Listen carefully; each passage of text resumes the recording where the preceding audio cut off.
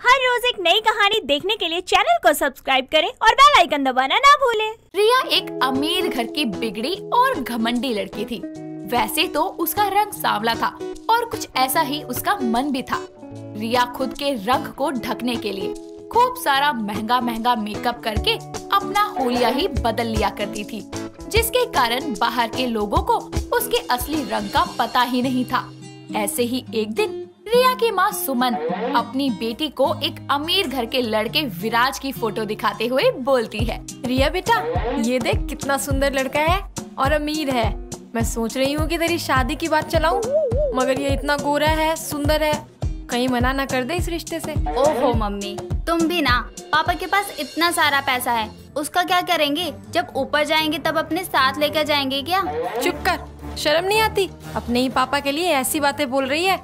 जैसा रंग है वैसा ही मन है कपटी। मम्मी लास्ट टाइम बोल रही हूँ, रिया अपनी मर्जी से जीती है। और रही बात रंग की, तो मैं उसको भी कवर कर लूंगी। मुझे किसी की जरूरत नहीं है। अगर मेरे लिए अच्छा नहीं बोल सकती तो बुरा भी मत बोलो ना। जिस घर जाएगी उस घर के लोगों को रोने के सिवा कुछ नहीं मिलेगा। हो गया तुम्हारा। अगर हो गया हो तो तुम मेरे कमरे से जा सकती हो। और हाँ, मुझे ये लड़का पसंद है, शादी तो इससे ही करूंगी। और हाँ माँ, अगर इनको मेरे रंग रूप के बारे में किसी ने कुछ भी बताया ना, तो मुझसे बुरा कोई नहीं होगा। तुम्हारी एक ही लड़की है, उसको भी खो दोगी और यहाँ से मेरी डोली नहीं अर्थी उठेगी। ऐसे ही कुछ दिन बाद रिया को देखने विराज अपनी माँ किरण के साथ आता है। रिया अंदर कमरे में बैठकर अपना मेकअप कर रही होती है।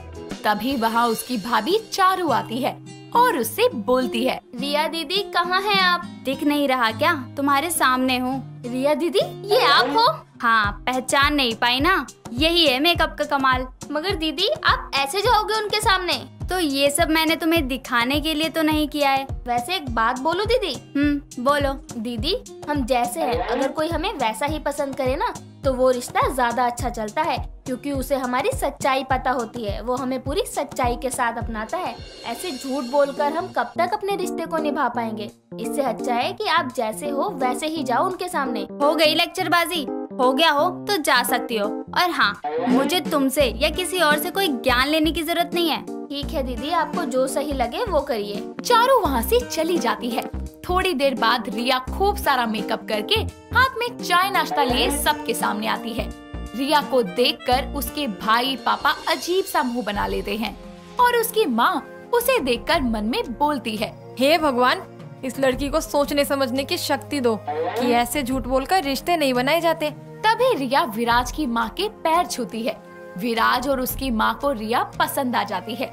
घर वालों की सहमति से दोनों का रोका हो जाता है। ऐसे ही समय बीतता है और एक दिन विराज रिया को कॉल करता है और बोलता है, कैसी हो रिया? मैं ठीक हूँ, तुम बताओ कैसे हो? यार कल बाहर चलें? हाँ ठीक है। कहाँ मिलोगे मुझे? अगर तुम चाहो तो मैं तुम्हें तुम्हारे यहाँ से ही पिक कर लूँ। ओके, आना तो मुझे कॉल कर देना। ऐसे ही दोनों की बातचीत होती रहती है और यूं ही अगले दिन विराज रिया को कॉल करता है, मगर रिया उसका कॉल नहीं उठाती क्योंकि उसका फोन साइलेंट पर था। थोड़ी देर बाद विराज कार से उसके घर जाता है और जोर जोर से हॉर्न बजाने लगता है। तभी चारू छत से देखती है कि विराज आया है। वो रिया को बताती है। रिया बहुत घबरा जाती है क्योंकि उस टाइम वो बिना मेकअप के थी। वो चारू से बोलती है, भाभी आप विराज से कहना कि रिया घर पर नहीं है, कहीं गई है, ऐसा कुछ भी बोल देना। अब भी समय है दीदी, अपनी खुशी के लिए आप इतना बड़ा झूठ और धोखा दे रही हैं। आप जब खुद को अपनी असलियत में नहीं एक्सेप्ट कर सकती, तो आप लोगों से क्या ही उम्मीद करोगी? जितना बोला है उतना ही करो आप, समझी? ज्यादा उड़ने की जरूरत नहीं है। समझ में आ गया? अरे मेरी जिंदगी है, मुझे क्या करना है क्या नहीं मैं अपने आप देख लूंगी। आप अपनी ये विचारधारा ना अपने पास ही रखो। इतना बोलकर रिया अपने कमरे में चली जाती है। तभी चारू विराज के पास जाती है और उसे अंदर आने को बोलती है। जैसे ही रिया ने बोला था वैसे ही चारू विराज से कह देती है और कुछ देर बाद विराज वहाँ से चला जाता है। ऐसे ही समय बीतता जाता है और कुछ महीनों बाद रिया और विराज की शादी बड़े धूमधाम से हो जाती है और हर तरफ हंसी खुशी का माहौल था। शादी के बाद विराज और रिया की सुहाग रात आती है। रिया घूंघट किए बेड पर बैठी होती है। तभी वहाँ विराज आता है और दरवाजा बंद कर देता है।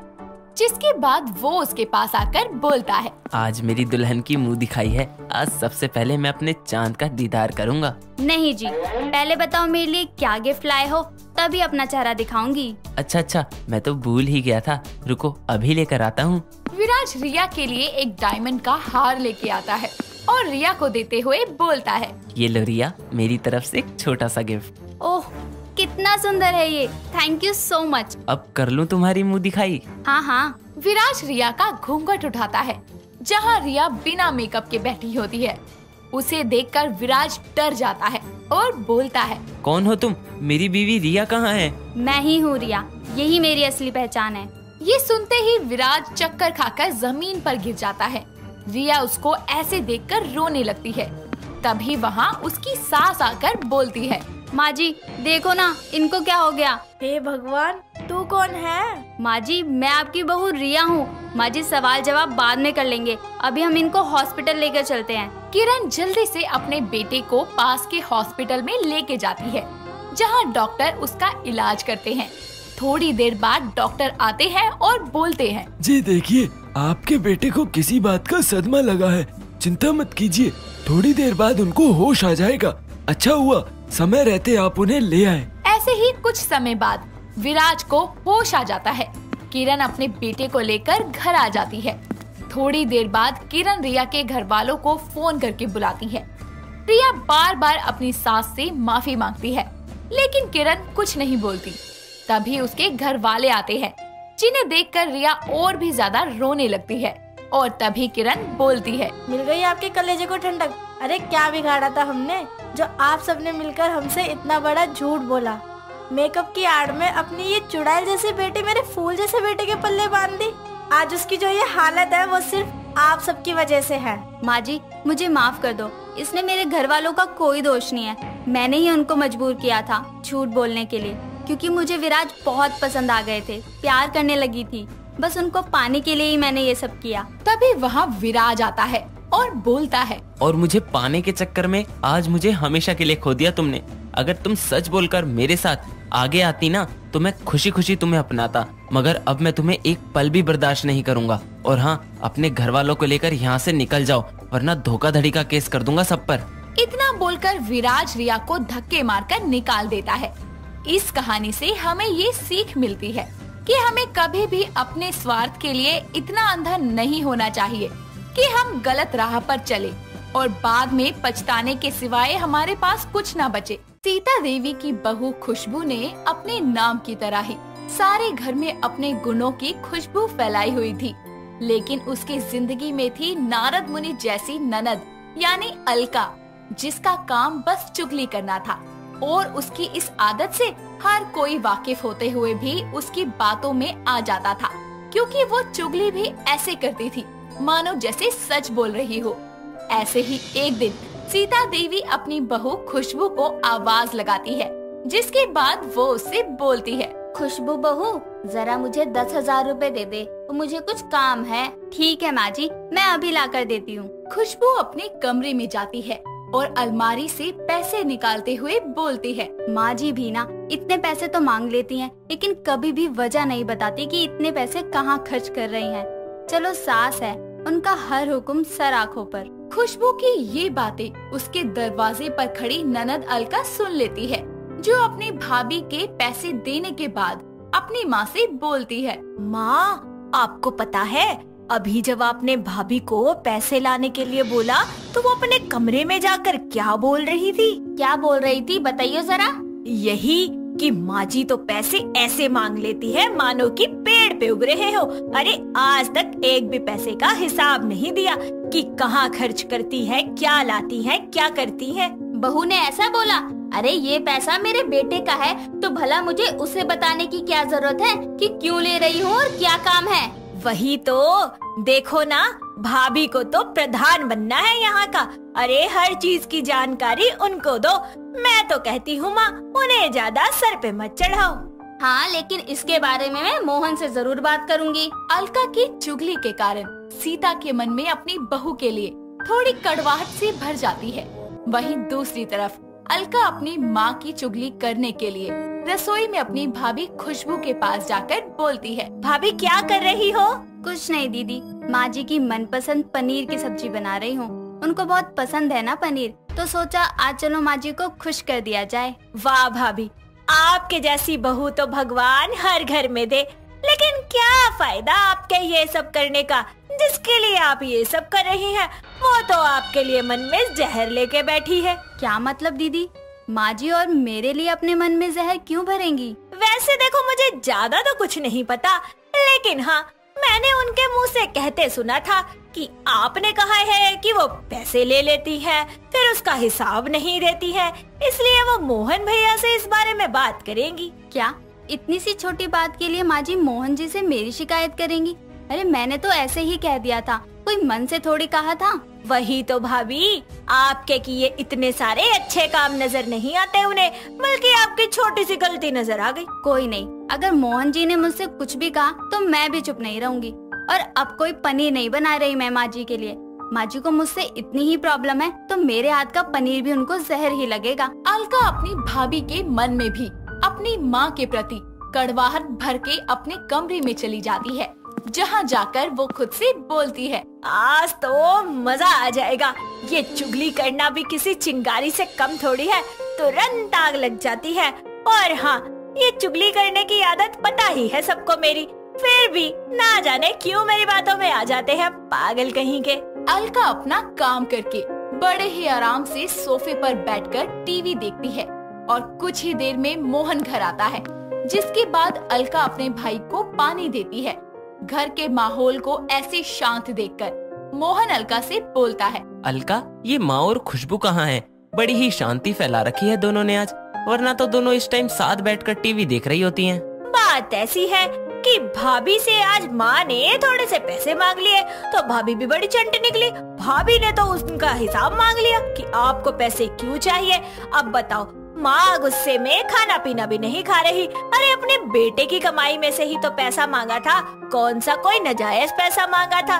लेकिन भाभी भी ना, वो कौन सी कम है। माँ कह रही थी कि पनीर बना लो, लेकिन वो गुस्से में बोली कि मैं तो नहीं बनाऊंगी, फेंक कर चली गई। क्या ऐसा करा खुशबू ने? मैं बात करता हूँ। मोहन गुस्से में आकर अपने कमरे में जाता है, जहाँ खुशबू फोन पर अपनी माँ से बातें कर रही होती है। ये देखकर वो उससे बोलता है, फोन काटो अभी के अभी। खुशबू कॉल काट कर मोहन से बोलती है, मोहन क्या हुआ? ऐसे क्यों चिल्ला रहे हो? ऐसे क्यों चिल्ला रहा हूँ? अरे तुमने मेरी माँ से मेरे पैसों का हिसाब मांगा, और तो और उनके लिए बनाया खाना भी फेंक दिया। अरे एक दिन में तुमको मेरी माँ से इतनी नफरत हो गई? वाह, सही कहा है लोगों ने। बहू घर बनाती है वो किसी को नहीं दिखता, लेकिन बहू की एक गलती पर उसको घर तोड़ने वाली जरूर बोल दिया जाता है। अरे तो मेरी माँ को दिए पैसों का हिसाब तुमको क्यों चाहिए? मेरी कमाई है, मेरी माँ जैसे मर्जी उड़ाए, मुझे फर्क नहीं पड़ता। तो तुमको क्यों इतनी मिर्च लग रही है? ठीक है, मैं कुछ भी नहीं हूँ ना, मुझे तो कोई हक ही नहीं है कुछ पूछने का, तो मैं इस घर से जा रही हूँ। वैसे भी जहाँ इज्जत ना हो उस घर में रहकर क्या फायदा। मुझे धमकियाँ मत दो, जाना है तो जाओ। खुशबू अपना सामान पैक करके गुस्से में घर से चली जाती है और सीता उसको रोकने की कोशिश करती है, लेकिन वो किसी की नहीं सुनती और अपने मायके जाकर रहने लगती है। अपनी भाभी को घर से निकलवाकर अलका बोलती है, सही है, भाभी भी ना मुझे छोटी छोटी बातों पर टोका करती थी, अब अपने घर रहेंगी तो कुछ दिन शांति से रहूंगी। खुशबू के जाने से घर वीरान सा हो गया था, लेकिन मोहन भी अपने गुस्से में उसे लेने नहीं जाता। कुछ दिन बाद जब अलका घर से तैयार होकर निकल रही होती है, तो उसकी माँ उसे रोकते हुए बोलती है, अलका इतना तैयार होकर कहाँ जा रही है? वो माँ, मैं कॉलेज की फ्रेंड के घर जा रही हूँ, उसकी बर्थडे पार्टी में, शाम तक आ जाऊंगी। कहीं नहीं जाना। अरे घर का माहौल नहीं दिख रहा तुझे? तेरी भाभी घर छोड़कर जा चुकी है और तुझे बाहर जाना है। अरे अब भाभी की वजह से मैं आना जाना छोड़ दूं क्या? वो अपनी मर्जी से गई है, मैंने नहीं भेजा उन्हें। अलका एक बार में बात समझ नहीं आती, चुपचाप अपने कमरे में जा। अलका गुस्से में आकर अपने कमरे में जाती है और अपना बैग फेंकते हुए बोलती है, पहले भाभी रोका टोका करती थी और अब माँ। भाभी को तो मैंने घर से निकाल दिया, अब माँ का भी कोई बंदोबस्त करना पड़ेगा। अलका अपनी माँ के खिलाफ अपने भाई के कान भरने जाती है, जहाँ वो मोहन के कमरे में आकर उससे बोलती है, भाई मुझे तेरे लिए बड़ा बुरा लग रहा है, लेकिन तूने ना जल्दबाजी में गलत कदम उठा लिया। गलत कदम मतलब ये कि मैंने माँ को कहते सुना था कि झूठी सच्ची बातों का रस मिलाकर मैंने अपने बेटे के कानों में भर दिया और उसने बहू को घर से निकाल दिया। अब मेरा बेटा सारी जिंदगी मेरे पल्लू से बन के रहेगा। क्या माँ ने ऐसा बोला? मतलब उन्होंने जो भी खुशबू के बारे में मुझे बताया वो पूरा सच नहीं था? माँ ऐसा कैसे कर सकती हैं?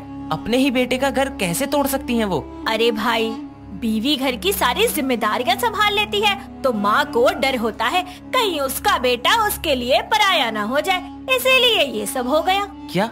मुझे तो यकीन ही नहीं हो रहा। मोहन वहाँ से चला जाता है, जिसके बाद अलका बोलती है, ये लो जी, अब तो माँ का भी इंतजाम हो गया। अब भाई या तो भाभी के साथ अलग रहने लगेंगे या फिर माँ को भी धक्के देकर घर से बाहर निकाल देंगे। ऐसे में मैं उनके साथ रहूंगी, फिर वो मुझे रोके टोकेंगे भी नहीं कि कहीं मैं भी उन्हें छोड़ के न चली जाऊँ। अलका की चुगली करने की आदत ने अपने स्वार्थ के लिए अपने ही हंसते खेलते परिवार को आग लगा दी, लेकिन अब उसका सबक सीखने का वक्त आ गया था।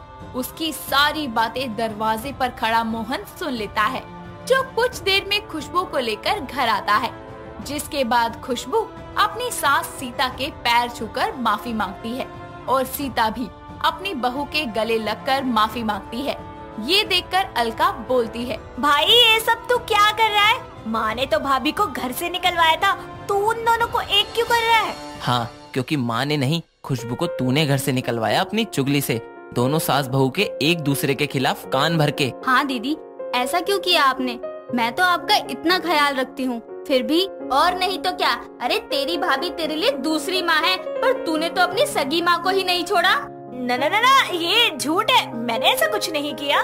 तेरा झूठ मैंने अपने कानों से सुना है और अब तेरी सजा ये है कि जब तुझे अपने रिश्तों का ही मोल नहीं है तो हम तुझसे ये रिश्ता ही छीन रहे हैं और तुझे हमेशा के लिए हॉस्टल भेज रहे हैं, जहाँ तू अकेली अपनी पढ़ाई पूरी कर और दीवारों से हमारी चुगली कर, क्योंकि वो तो जवाब भी नहीं देंगी। नहीं भाई, प्लीज ऐसा मत करो, मैं दोबारा कभी चुगली नहीं करूँगी। नहीं, जिसको रिश्ते का मोल ही नहीं है उसको सबक मिलना ही चाहिए, उसको रिश्तों से दूर करके। मोहन अलका को घर से दूर दूसरे शहर हॉस्टल भेज देता है, जहाँ कुछ हफ्तों रहने के बाद अलका अकेलेपन के कारण पागल सी होने लगती है। तब उसको समझ आता है कि जिन रिश्तों में वो चुगली करके आग लगा रही थी, वो रिश्ते उसकी जिंदगी में कितने जरूरी हैं। इसीलिए उसको सबक सीखता देखकर मोहन भी उसे वापस घर ले आता है और सब एक साथ फिर से रहने लगते हैं। लवीना एक बहुत ही सुंदर और स्टाइलिश लड़की थी। उसके स्टाइलिश लुक के सभी दीवाने थे। वो जहाँ से भी गुजरती सभी लोगों के बीच का सेंटर ऑफ अट्रैक्शन बन जाया करती। ऐसे ही एक दिन सर्दियों के मौसम में वो सुंदर सी ड्रेस डालकर कॉलेज जाती है और उसे देखकर उसका दोस्त रेयांश बोलता है, क्या बात है, सर्दी हो या गर्मी, तू अपने लुक से हर मौसम में कहर ढाती रहती है। ए रेशमा, कुछ सीख लवीना से, क्या भिखारन से बन के रहती है तू हमेशा। तेरे कान पे ना मैंने 2-4 धर देने हैं, बंद कर ले अपना मुंह, समझा? रवीना अपनी बॉडी पे कितना कुछ लगाती है, तब जाके इतनी सुंदर दिखती है, पर मेरी ब्यूटी तो बिल्कुल नेचुरल है, नेचुरल। ओए तू ना कम बोल, कितना कुछ क्या, मैं तो कोई क्रीम बॉडी लोशन कुछ भी यूज नहीं करती। तभी मैं कहूँ, फेस की स्किन इतनी सॉफ्ट और हाथ कैसे रूखे रूखे से हो रहे हैं तेरे। अब तुझे भी क्या ही प्रॉब्लम होगी, सब तेरे फेस को ही तो ज्यादा देखते हैं ना। हाँ यार लवीना, इस कबाड़ा ने बात तो बिल्कुल सही कही है, मेरी अभी नजर पड़ी है। आई थिंक तुझे इसके लिए कुछ करना चाहिए। चलो यार, क्लास में चलते हैं, टाइम हो गया। इतना कहकर सब वहाँ से चले जाते हैं और लवीना वहाँ खड़ी अपने हाथों को देखने लगती है और शाम को घर आकर अपनी माँ राधा से बोलती है, माँ सुनो ना, मुझे थोड़े पैसे दे दो। कितने थोड़े? 1000 बस। क्यों, इस महीने की पॉकेट मनी कहाँ गई तेरी, जो तू एक्स्ट्रा पैसे मांग रही है? चाहिए क्यों तुझे? वो मुझे सर्दियों के लिए कुछ कॉस्मेटिक खरीदना है। अरे दे दूंगी कल। इस वक्त कौन सा तेरा चाचा दुकान खोल कर बैठा होगा, जब देखो तब हाजिर चाहिए इसको। हाँ ठीक है, समझ गई, अब खाना खिला दो ना माँ। इतना कहकर वो खाना खाने बैठ जाती है और अगले दिन अपनी माँ से पैसे लेकर कॉस्मेटिक की शॉप पर जाती है और बोलती है, भैया एक अच्छा सा बॉडी लोशन दिखाना। मैडम, अच्छा क्या होता है? बॉडी लोशन का नाम बताओ, तभी तो पता चलेगा आपको कौन सा चाहिए। कभी यूज तो किया ही नहीं है, कौन सा नाम बताओ? वो आप मुझे दिखा दीजिए, मैं अपने पसंद से ले लूंगी। ठीक है, जैसी आपकी मर्जी। ये रखे, हर ब्रांड के हैं, देख लीजिए। जिसके बाद लवीना एक बॉडी लोशन को उठाकर देखने लगती है और खुद से बोलती है, यार बॉडी लोशन में भी इतने ऑप्शन होते हैं क्या? कुछ समझ ही नहीं आ रहा कौन सा मेरे लिए सही है और कौन सा नहीं। क्या करूं, किससे मदद लूं? हाँ मैडम, देख लिया कौन सा चाहिए आपको? क्या करूं? एक काम करती हूँ, 5 अलग अलग तरीके के बॉडी लोशन ले लेती हूँ। जो सूट करेगा वो ठीक है, वरना देखी जाएगी। भैया आप ये 5 दे दीजिए। ठीक है मैडम, और कुछ? नहीं, यही लेना है बस। जिसके बाद वो बॉडी लोशन लेकर घर चली जाती है और अगले दिन नहा धोकर वो बाथरूम से बाहर आती है और लाए हुए बॉडी लोशन को बेड पर रखकर खुद से बोलती है, कौन सा लगाऊं? डीप नरिशिंग वाला लगा लेती हूँ आज। वो अपने आप से बात कर ही रही होती है कि तभी वहाँ उसकी माँ राधा आती है और उसे ऐसे अपने आप से बातें करता देखकर बोलती है, अरे ये दिमाग चल गया है क्या तेरा, जो खुद से ही बातें करे जा रही है? और ये क्या फैला रखा है बेड पर? कॉलेज नहीं जाना तुझे जो यहाँ टाइम पास कर रही है? माँ मैं टाइम पास नहीं कर रही, बल्कि मैं कंफ्यूज हो रही हूँ कि इन 5 बॉडी लोशन में से मैं कौन सा वाला लगाऊं। अच्छा, तो इन्हीं बॉडी लोशन में पैसा फूक कर आई है तू? इससे अच्छा तो घर में पड़ा नारियल का तेल लगा लेती, कम से कम पैसे तो बच जाते। माँ दिमाग की दही क्यों कर रही हो? ये बता दो कौन सा लगाऊं? क्यों फालतू में परेशान हो रही है? ला मैं बताती हूँ। इतना कहकर वो बॉडी लोशन की बोतल को स्मेल करने लगती है और बोलती है, ए लवीना, तू ना यही वाला लगा, इसमें ना मस्त खुशबू आ रही है। तू इसे लगाएगी तो तू भी महकने लगेगी। मेरी मान तो अभी इसे लगा ले और कल दूसरा लगा कर देख लियो, ठीक है? अपनी माँ के कहने पर लवीना वही बॉडी लोशन लगाकर कॉलेज के लिए निकल जाती है। ऐसे ही दिन बीतते हैं और वो हर रोज अलग अलग बॉडी लोशन लगाया करती थी। साथ ही वो बॉडी लोशन को फेस क्रीम की तरह भी यूज करने लगी थी। कुछ दिन तो सब कुछ नॉर्मल रहता है, लेकिन जैसे जैसे समय बीतता है, लवीना के तरह तरह के बॉडी लोशन लगाने की वजह से उसके हाथ और गले पर हल्के हल्के रैशेस होने लगते हैं, जिसे देखकर उसकी फ्रेंड रेशमा बोलती है, ओए लड़की, ये हाथों पे लाल लाल सा क्या हो गया? कोई चोट लग गई क्या? तू तो चुप ही रह। तू ही बोलती थी ना कि सर्दियों में बॉडी लोशन नहीं लगाती है। देख लगाया तो क्या हो गया मेरे साथ। इससे अच्छा तो मैं बिना बॉडी लोशन के थी, कम से कम मुझे रैशेस तो नहीं होते थे। अबे कौन से वहम में जी रही है तू? बॉडी लोशन स्किन की नमी बनाए रखता है, उससे कोई नुकसान थोड़ी होता है। पागल है क्या? अरे यार तेरे कहने पर ही बॉडी लोशन खरीद के लाई थी, उसी से हुआ है ये सब। जाना कुछ भी मत बोल। ओए कहीं दुकान वाले ने तुझे एक्सपायरी डेट वाला लोशन तो नहीं दे दिया? नहीं यार, मैं 5 अलग अलग बॉडी लोशन लेकर आई थी और कोई भी एक्सपायर्ड तो बिल्कुल भी नहीं था। मैंने अच्छे से चेक किया था। 5? ओ दिमाग से पैदल, 5 बॉडी लोशन किस खुशी में खरीद लिए तूने? 1 मिनट, इसका मतलब तूने 5 को यूज किया होगा, तभी तेरी स्किन में ये रैशेस हुए ना? हाँ, मुझे समझ नहीं आ रहा था कि कौन सा लगाऊं और कौन सा रहने दूं, इसीलिए मैं एक एक करके सारे लगाती गई। वो बोल ही रही होती है कि तभी रेशमा का कॉल आता है और वो कॉल पर बातें करने लगती है और थोड़ी देर बाद कॉल कट करके बोलती है, अरे ओ बेअकल लड़की, बॉडी लोशन खरीदने से पहले मुझसे पूछ तो लेती। चल अभी तो मुझे कहीं जाना है, पर तू ना मुझे कल मिलियो, मैं तुझे किसी से मिलवाऊंगी, ठीक है? बाय। इतना कहकर रेशमा जल्दी से वहाँ से चली जाती है और लवीना भी अपने घर के लिए निकल जाती है और ऐसे ही समय बीतता जाता है। पर रेशमा किसी काम में बिजी होने की वजह से लवीना से मिल नहीं पाती और लवीना भी बॉडी लोशन लगाना छोड़ देती है, जिससे उसकी स्किन ड्राई होना शुरू हो जाती है और वो इस बात से काफी परेशान हो जाती है। ऐसे ही एक दिन वो अपने हॉल में बैठकर फोन चला रही होती है, तभी रेशमा उसके घर आकर उससे बोलती है, और जाने मन क्या हाल है? जाने मन की ऐसी कम तैसी, मुझे ये बता कि तू कहाँ मर गई थी? अरे कितने कॉल किए, मजाल है जो तू एक फोन उठा ले। हाँ नहीं तो बात मत कर मुझसे। ये लड़की तो सारी तमीज रद्दी वाले को बेच कर आई है। कैसे बात कर रही है तू उससे? एक तो वो इतने दिनों बाद घर आई है। अरे रेशमा बेटा तू खड़ी क्यों है? बैठ, मैं तेरे लिए चाय बना कर लाती हूँ। नहीं आंटी कोई बात नहीं, मैं फिर कभी पी लूंगी, आज इसके साथ कहीं जाना है मुझे। पर चल तैयार हो जा, जाना है ना? जाना सुनाई नहीं दे रहा क्या? जिसके बाद वो अपने कमरे से तैयार होकर रेशमा के साथ घर से निकल जाती है।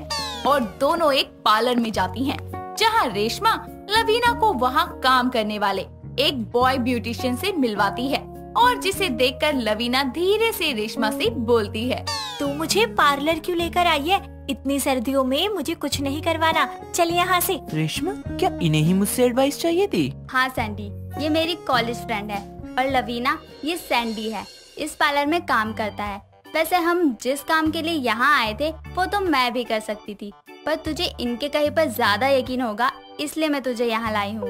ओके, तो लवीना, आप अपने ड्राई स्किन से परेशान हैं, तो जो बातें मैं आपको बताऊंगा उसे ध्यान से सुनना। देखो, हम अपनी स्किन को हेल्दी रखने के चक्कर में कुछ ज्यादा ही कर बैठते हैं, लेकिन ज्यादा करने से बेहतर है कि हम थोड़ा ही करें, लेकिन सही तरीके से करें। बॉडी लोशन को लगाने से ज्यादा जरूरी है कि अपनी स्किन को सूट करने वाला बॉडी लोशन लगाएं। लेकिन मेरी स्किन के लिए कौन सा बॉडी लोशन बेस्ट रहेगा, ये बात मैं कैसे जानूं? उसके लिए आपको अपनी स्किन का टाइप पता होना बहुत जरूरी है। तुम्हारी स्किन बहुत ड्राई है, तो तुम्हें अपनी स्किन को मॉइस्चराइज करने के लिए डीप नरिशिंग वाला बॉडी लोशन यूज करना चाहिए, जिसे लगाने से उससे रिलीज हुआ ऑयल स्किन को शाइनी बनाएगा। साथ ही इस बात का खास ध्यान रखना चाहिए कि लोशन को हल्के हाथों से लगाना चाहिए, ज्यादा जोर से रगड़ने पर स्किन को नुकसान हो सकता है। सैंडी उन दोनों को और भी बातें बताता है, साथ ही दोनों को उनकी स्किन टाइप का बॉडी लोशन भी दे देता है, जिसके बाद वो लोग वहाँ से चली जाती हैं और लवीना उसकी एडवाइस के हिसाब से ही बॉडी लोशन का यूज करने लगती है, जिससे उसकी स्किन और भी निखरी और सॉफ्ट हो जाती है और जिसके बाद वो सैंडी की बताई बातों को दिमाग में रखकर ही कोई भी प्रोडक्ट्स को खरीदा करती जो कि उसकी स्किन टाइप को सूट करता। नेत्रा बहुत ही हंसमुख, मजाकिया पर थोड़ी जिद्दी किस्म की लड़की थी, जिसको चटपटा खाना बहुत ही पसंद था। वो आए दिन कुछ न कुछ चटपटा खाती ही रहती थी, जिसके लिए उसकी माँ निर्मला और पिताजी सुखदेव उसे डांटा करते थे, पर वो तो अपनी ही धुन में रहती थी। ऐसे ही एक दिन नेत्रा अपनी फ्रेंड प्रियंका के साथ मार्केट जाती है और प्रियंका से बोलती है, वो देख प्रियंका, तेरे और मेरे फेवरेट गोलगप्पे। यार मेरे मुंह में तो पानी आ रहा है। हाँ यार, मेरे मुंह में भी पानी आ रहा है बहुत। नेत्रा और प्रियंका शॉप पर जाते हैं और नेत्रा गोलगप्पे वाले से बोलती है, भैया जरा 2 प्लेट ना एकदम चटपटे से गोलगप्पे बना दो, मजा ही आ जाए जिसे खाकर। नहीं भैया, बस एक ही प्लेट बनाना चटपटे गोलगप्पे इस चटोरी के लिए। मेरे लिए तो आप नॉर्मल दही वाले और ज्यादा मीठी चटनी डाल के बनाना। इस मैडम को ही 2 चटपटे आप। Okay baby. ऐसे ही वक्त बीतता जाता है और नेत्रा के लिए एक दिन दीपक नाम के एक बहुत ही हैंडसम से लड़के का रिश्ता आता है। निर्मला दीपक की फोटो लेकर नेत्रा के पास जाती है।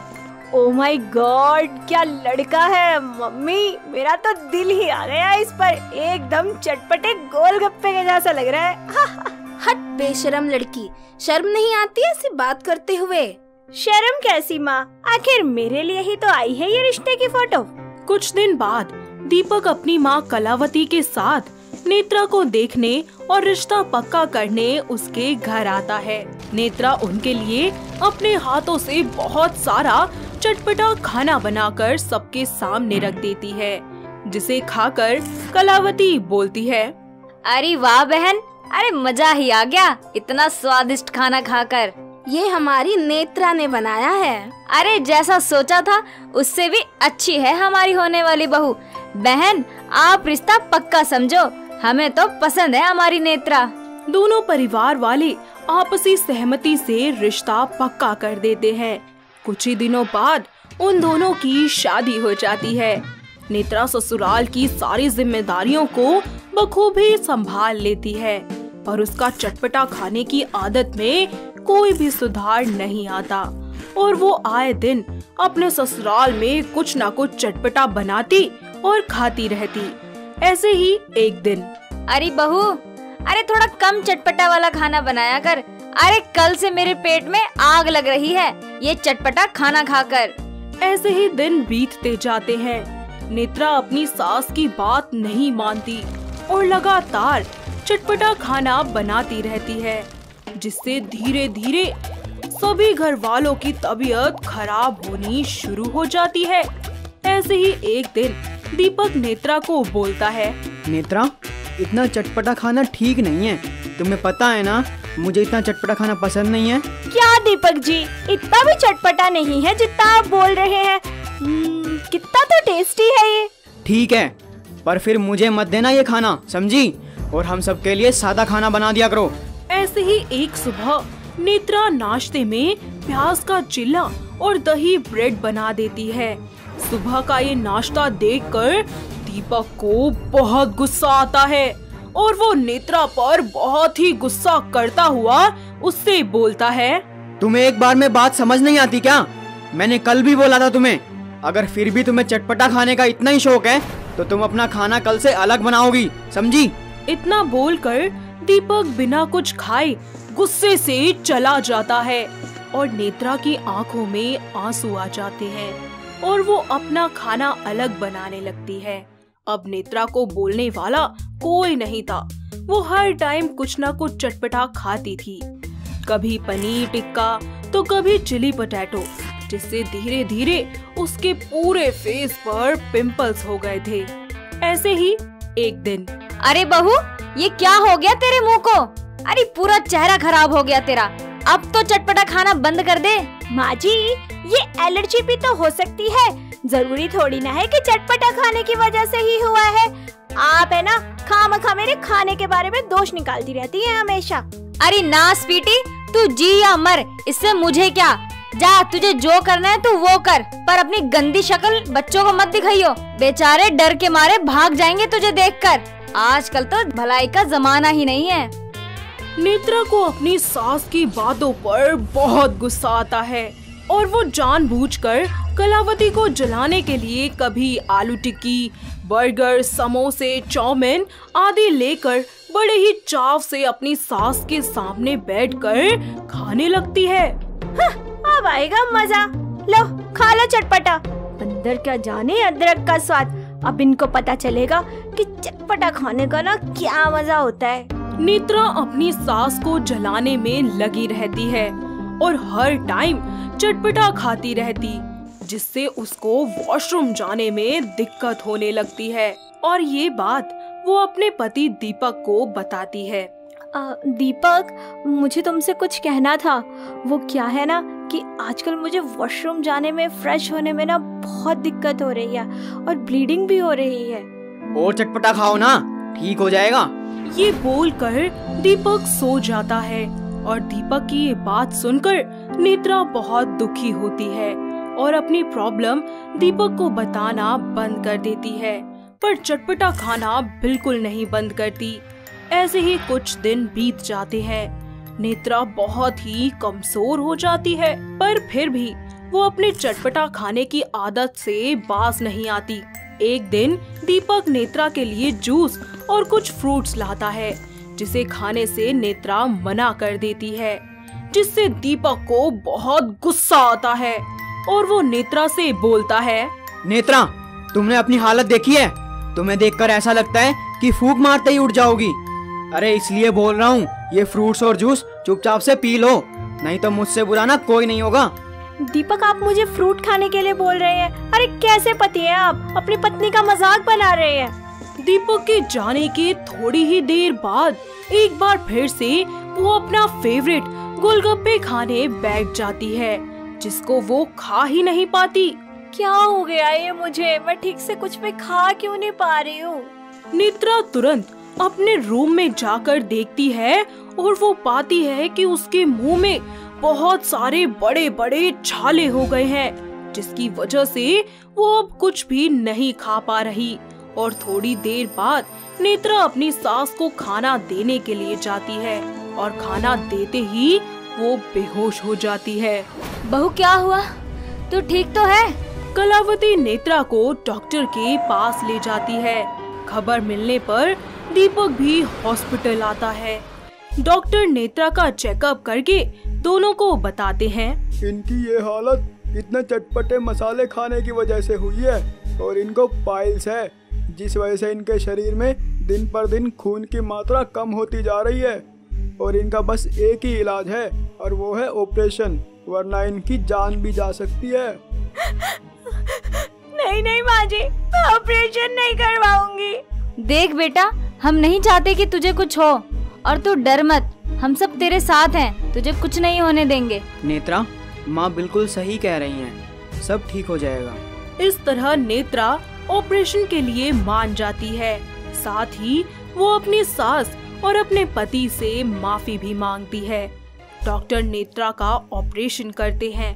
थोड़े ही समय बाद वो बिल्कुल ठीक हो जाती है और हमेशा के लिए चटपटा खाना छोड़ देती है, जिसके बाद वो घर का बना सादा सिंपल खाना ही खाती है, साथ ही सबको भी खिलाती है।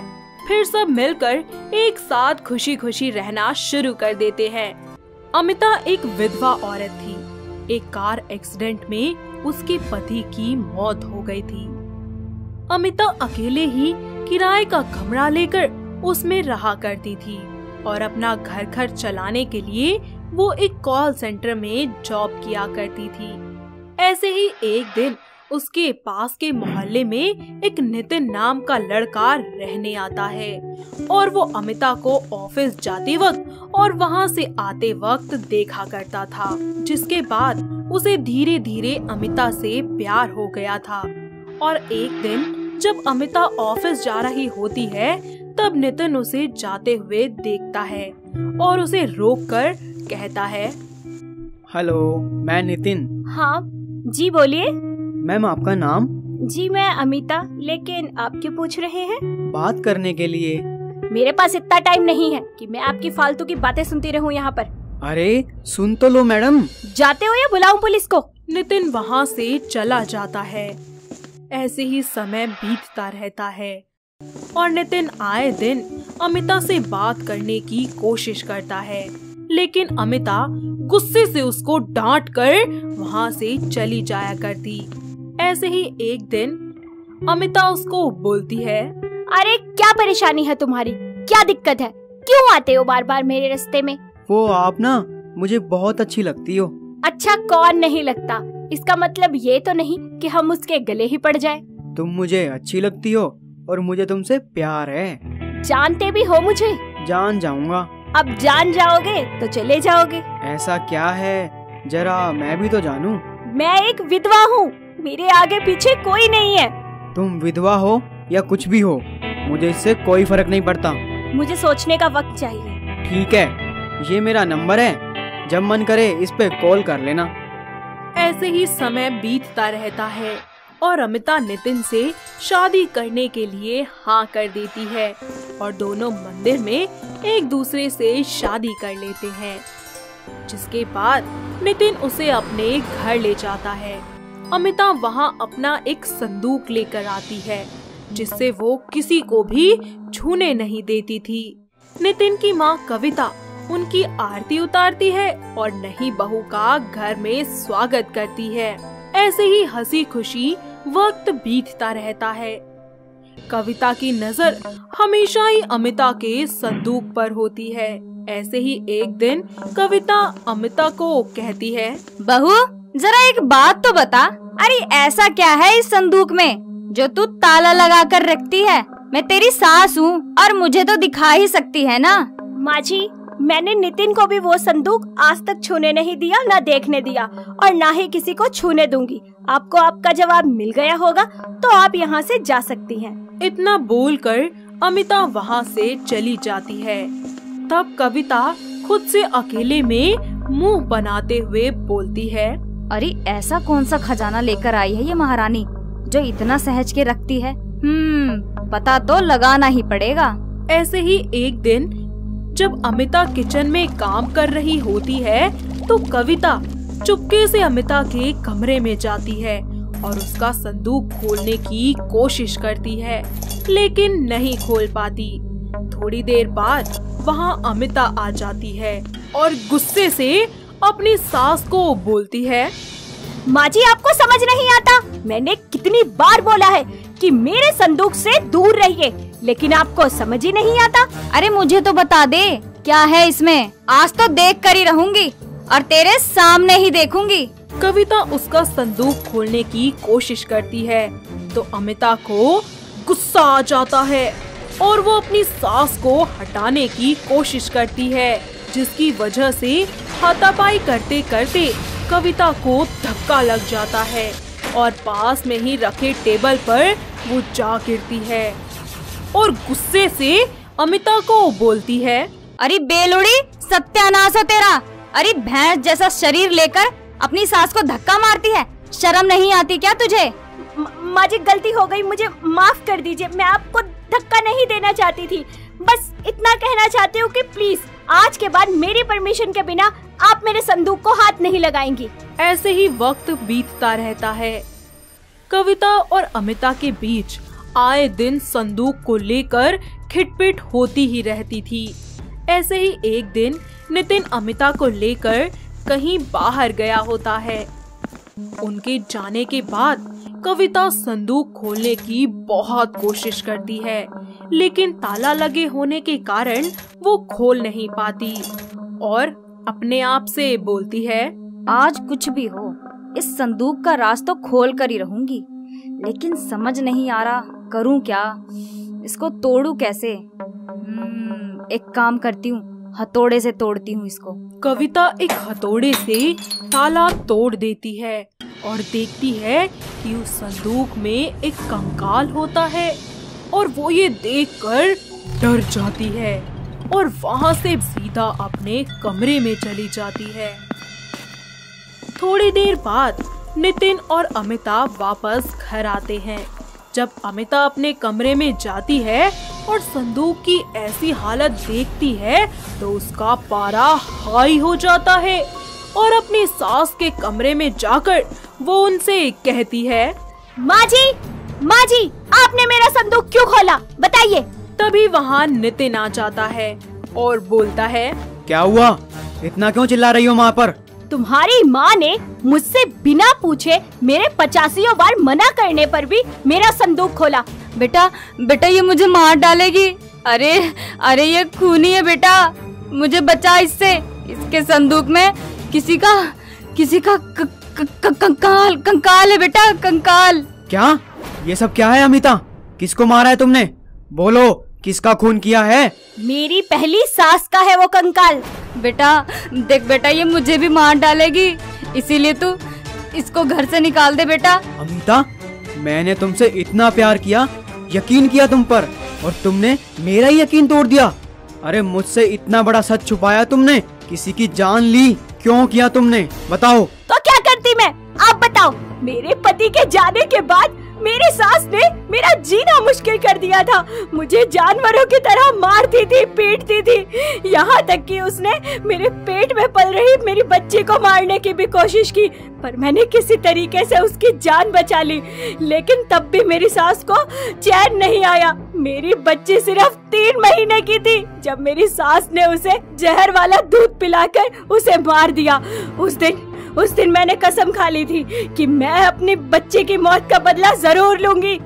अमिता की बातें सुनकर कविता और नितिन की आंखों में आंसू आ जाते हैं और नितिन अमिता को गले लगा लेता है और बोलता है, अमिता, तुमने इतना कुछ सहा, फिर भी अपनी जिंदगी में कभी हार नहीं मानी। तुम्हारी जगह कोई और होता तो शायद कब का हार जाता, पर तुम मजबूती से मुश्किलों का सामना करती रही। मैं आज बहुत खुश हूँ कि मैंने तुम्हें अपना जीवन साथी चुना है। बेटा मुझे माफ कर दे, मैंने तुझ पे हमेशा शक किया, पर मैं हमेशा से तुझे अपनी बहू नहीं एक बेटी समझती हूँ, और तू अपनी माँ की बात मान और इन अस्थियों को गंगा में बहा दे। इसे अपनी कर्मों की सजा मिल गई है। अमिता और नितिन उनकी अस्थियों को गंगा में बहा आते हैं और पूरा परिवार एक शांति पूजा करवाता है। ऐसे ही समय बीतता जाता है। अमिता प्रेग्नेंट हो जाती है और थोड़े ही समय बाद वो एक बहुत ही प्यारी सी बेटी को जन्म देती है, जिसके बाद सभी नन्हे मेहमान का स्वागत करते हैं और एक साथ मिलकर हंसी खुशी रहने लगते हैं। तो दोस्तों, कैसी लगी आपको हमारी ये बहू के संदूक की कहानी? क्या आपके घर के आसपास भी है कोई ऐसी बहू जिसने अपने संदूक में कोई ऐसा ही गहरा राज छुपा रखा हो? अगर हाँ तो उसे ये वीडियो दिखाइए और हमें कमेंट करके बताइए। दोस्तों, अगर आपको ये कहानी पसंद आई तो इसे लाइक करें, शेयर करें और कमेंट करके बताएं कि कहानी में आपको सबसे अच्छा क्या लगा।